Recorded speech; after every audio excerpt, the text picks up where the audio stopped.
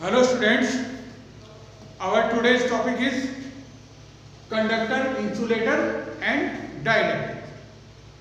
बच्चों सबसे पहले कंडक्टर्स की बात करते हैं.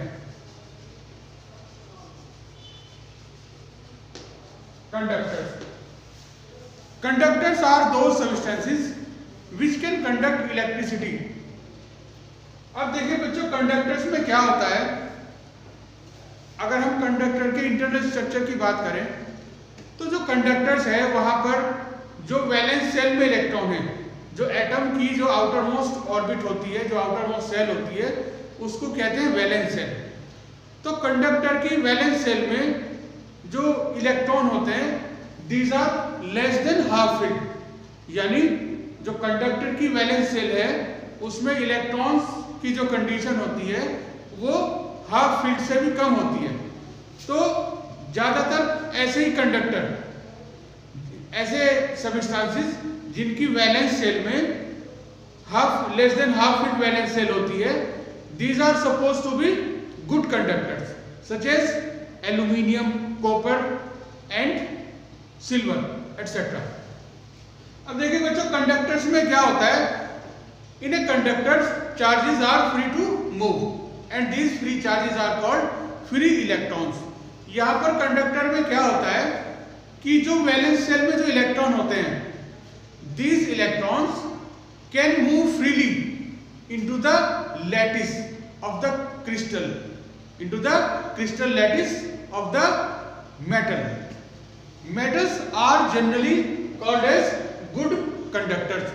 अब ये जो फ्री इलेक्ट्रॉन्स होते हैं, जब एक्सटर्नल इलेक्ट्रिक फील्ड अप्लाई किया जाता है, यानी इस कंडक्टर को किसी बैटरी से ज्वाइन किया जाता है, बैटरी के 2 टर्मिनल से, तो एक्सटर्नल इलेक्ट्रिक फील्ड अप्लाई हो जाता है कंडक्टर के अंदर.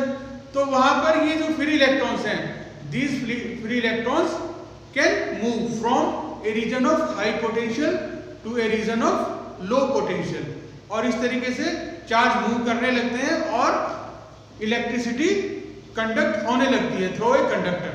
ठीक है. अब यहां पर क्या होता है कि जब इसमें हम इलेक्ट्रिक फील्ड अप्लाई करते हैं कंडक्टर में, तो चार्जेस जब मूव करते हैं तो वो चार्जेस जो फ्री इलेक्ट्रॉन्स जिनको हम कहते हैं, वो चार्जेस आपस में भी कोलाइड करते हैं, और जो जहां से जिस एटम से वो चार्जेस जो इलेक्ट्रॉन्स निकल कर गए वैलेंस सेल में से, वो क्या बन जाता है, वो बन जाता है पॉजिटिव आयन. तो उस पॉजिटिव आयन से भी कोलाइड करते हैं. तो इसीलिए जो मेटेलिक कंडक्टर होता है उसमें रेजिस्टेंस भी होता है. ठीक है. तो ये कंडीशन थी मेटेलिक कंडक्टर्स में. अब बात करते हैं इंसुलेटर्स की.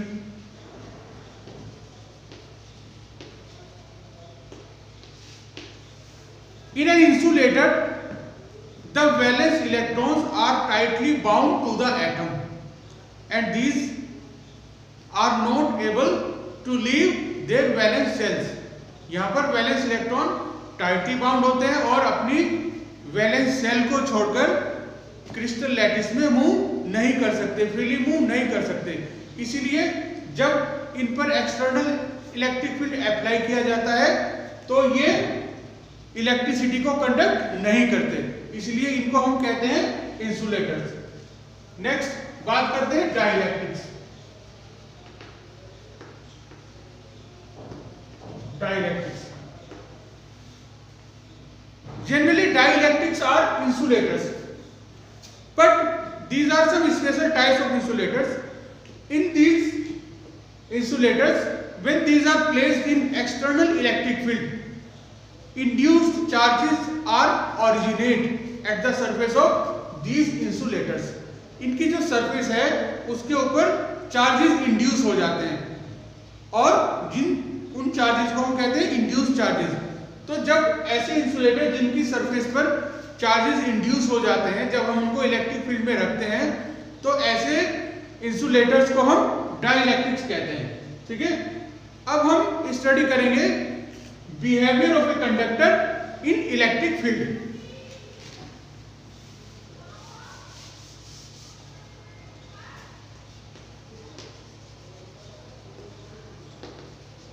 Behavior of a conductor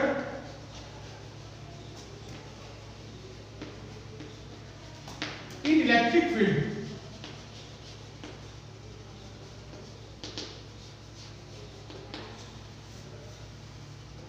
बच्चों जब किसी conducting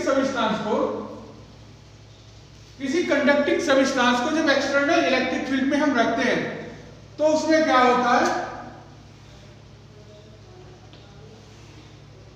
suppose this is a conductor and this is placed in external electric field. These are the opposite poles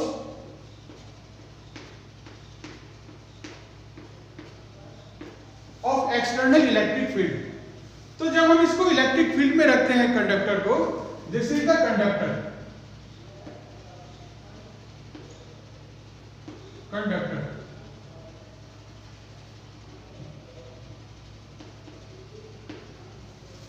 तो इसके जो फेसेस है, जो इसकी सरफेस है, वहां पर इसकी सरफेस पर चार्ज इंड्यूस हो जाते हैं। जो इसकी सरफेस नेगेटिव चार्ज की तरफ फेस कर रही होती है उस पर पॉजिटिव चार्ज इंड्यूस हो जाता है, और जो सरफेस पॉजिटिव चार्ज की तरफ फेस कर रही होती है उस पर नेगेटिव चार्ज इंड्यूस हो जाता है। ठीक है, ये इस तरह का बिहेवियर होता है कंडक्टर का जब हम उसको एक्सटर्नल इलेक्ट्रिक फील्ड में रखते हैं। अब कुछ प्रॉपर्टीज हैं, जैसे कुछ हेडिंग स्पेस की प्रॉपर्टीज को हम स्टडी करते हैं। जैसे number 1, inside a conductor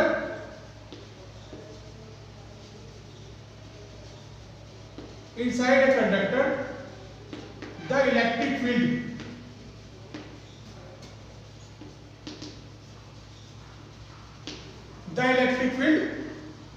is 0, that is equal to 0। Conductor के इंटीरियर में, यहां पर जैसे कंडक्टर है, इसके इंटीरियर में अंदर साइड में यहां पर इलेक्ट्रिक फील्ड की वैल्यू 0 होती है। क्यों? इसको हम इस तरह से एक्सप्लेन कर सकते हैं, जैसे जब कंडक्टर पर एक्सटर्नल इलेक्ट्रिक फील्ड अप्लाई नहीं किया जाता उस समय कंडक्टर में पॉजिटिव और नेगेटिव चार्जेस सेटिस्फाई होते हैं।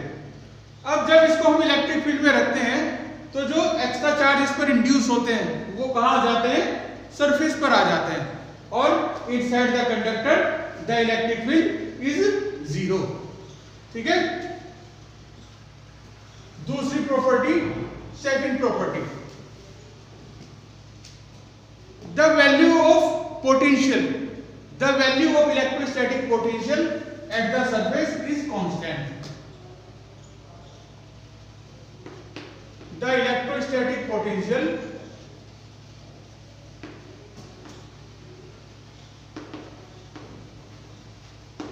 at the surface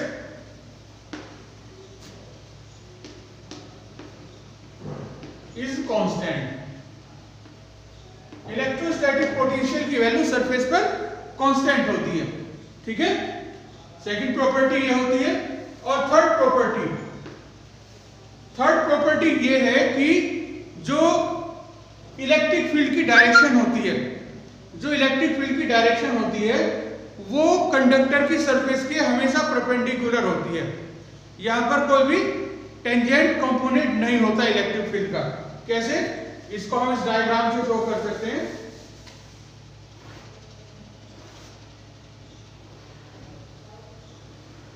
जैसे ये कंडक्टर हमने प्लेस किया इलेक्ट्रिक फील्ड में,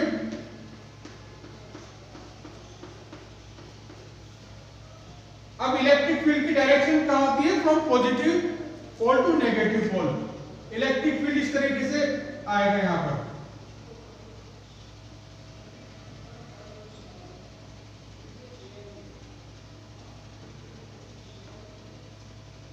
यहां से इसमें सरफेस में कंडक्टर में एंटर करेगा और यहां से इसको लीव करेगा। तो ये जो इलेक्ट्रिक फील्ड है हमेशा इसकी डायरेक्शन कंडक्टर की सरफेस के परपेंडिकुलर होती है। इसका कुछ रीजन होता है, क्यों होती है ये। अब देखिए इसमें कोई टेंजेंशियल कंपोनेंट क्यों नहीं होता। अगर इसमें कोई टेंजेंशियल कंपोनेंट होगा तो जो सरफेस पर जो चार्जेस हैं फ्री इलेक्ट्रॉन्स हैं, then charges will experience a force due to tangential component. Charges at the surface of conductor will experience a force and due to this force the charges will begin to move. Charge move करने लगेंगे और जब charge move करने लगेंगे तो यहाँ पर surface पर एक सरफेस करंट फ्लो करने लगेगा. सरफेस करंट फ्लो करने लगेगा, जबकि ऐसा नहीं होता, यहाँ पर कोई भी सरफेस करंट फ्लो नहीं करता. तो इसीलिए जो इलेक्ट्रिक फील्ड की डायरेक्शन होती है, it is always perpendicular to the surface of the conductor. The next property is fourth property,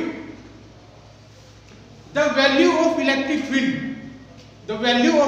field at the surface of the conductor is always equal to E equal to sigma upon epsilon naught, where sigma is the charge density at the surface.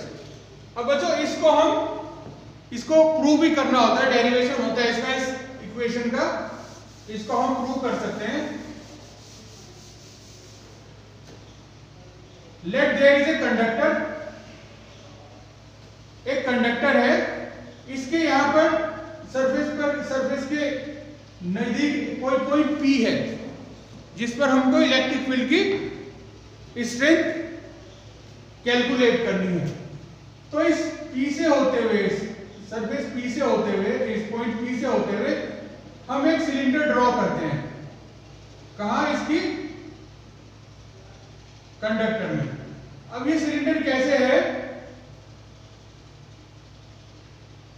ये cylinder conductor के अंदर भी है और बाहर भी इसका part है. ये पॉइंट P है, observation point. This is the direction of electric field at this point. हमेशा मैंने बताया था सरफेस के परपेंडिकुलर होती है. हम यहां पर एक छोटा सा एरिया कंसीडर करते हैं, ds.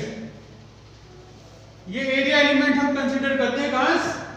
सिलेंडर के अंदर, इस सिलेंडर के अंदर, और ये सरफेस के जहां की कंडक्टर की सरफेस है वहीं पर. ठीक है. अब अकॉर्डिंग डेफिनेशन इलेक्ट्रिक फील्ड की स्ट्रेंथ ई है और जो एरिया एलिमेंट है वो क्या है? ds. Then according definition flux through this area element is given by d phi equal to E into ds. d phi equal to E into ds. ये flux की क्वांटिटी होती है. अब अकॉर्डिंग गॉस लॉ के according flux का magnitude क्या होगा through this area element? d phi equal to dq upon epsilon naught. ये गॉस थ्योरम के अकॉर्डिंग मैग्नीट्यूड होगा flux through this area element ds. अब बच्चों यहां पर जो है, ये जो चार्ज का अमाउंट है dq, अब यहां पर जो चार्ज है वो सरफेस चार्ज डेंसिटी की फॉर्म में है. Then d phi equal to sigma ds. d phi equal to sigma ds. Now placing this value in equation, यहां पर ऊपर वाली इक्वेशन में हम dq की वैल्यू प्लेस कर देते हैं, तो ये इक्वेशन बन जाएगी d phi equal to sigma ds upon epsilon naught. This is ये हमारी सेकंड इक्वेशन बन गई. ठीक है. अब देखिए बच्चों, जो फर्स्ट और सेकंड इक्वेशन है हमारी, both these equations gives the value of d phi. Then from equation 1 and 2, from equation 1 and 2 we have E into ds equal to sigma ds upon epsilon. ये इक्वेशन बन गई हमारी equation 1 और 2 से. ds cancel हो जाएगा और equation क्या बचेगी finally equal to sigma upon epsilon naught. और यही मैंने आपको वैल्यू बताई थी कि जो कंडक्टर की सरफेस है, जब इलेक्ट्रिक फील्ड में कंडक्टर रखा हुआ होता है तो उस समय इलेक्ट्रिक फील्ड की वैल्यू उस पर ये होती है equal to sigma upon epsilon naught, where sigma is the surface charge density and epsilon naught is constant. Okay, thank you.